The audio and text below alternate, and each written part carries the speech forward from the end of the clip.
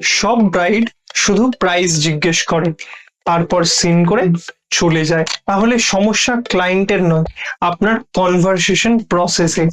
একটা বাস্তব কথা বলি, বেশিরভাগ মেকআপ আর্টিস্ট ইনকোয়ারির উত্তর দেন, কিন্তু ক্লায়েন্টের প্রবলেমের উত্তর দেন না। ব্রাইড মেসেজ করলো প্রাইস কত, আপনি শুধু প্রাইস পাঠিয়ে দিলেন, তারপর আর কোনো রিপ্লাই নেই। কারণ ক্লায়েন্ট শুধু রেট জানতে চায় না, সে জানতে চায় কেন আপনাকেই বেছে নেবে। সবচেয়ে খারাপ লাগে তখন যখন ক্লায়েন্ট সিন করে আর কোনো উত্তরই দেয় না, তখন মনে হয় আমি কোথায় ভুল করলাম। কি তাই তো?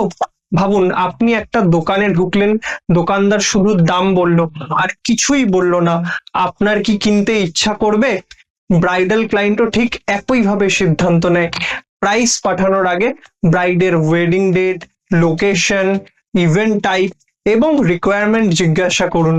তারপর পোর্টফোলিও রিভিউ এবং আপনার প্রসেস শেয়ার করুন। আগে ট্রাস্ট, তারপর প্রাইস।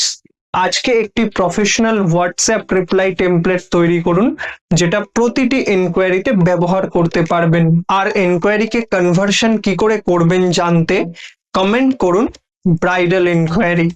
মনে রাখবেন, এনকোয়ারি আসা সাকসেস নয়, এনকোয়ারিকে বুকিং এ কনভার্ট করাই আসল সাকসেস। এরকম আরো ব্রাইডাল বুকিং বিষয়ে জানতে বিউটি ফানেলের সাথে যুক্ত থাকুন।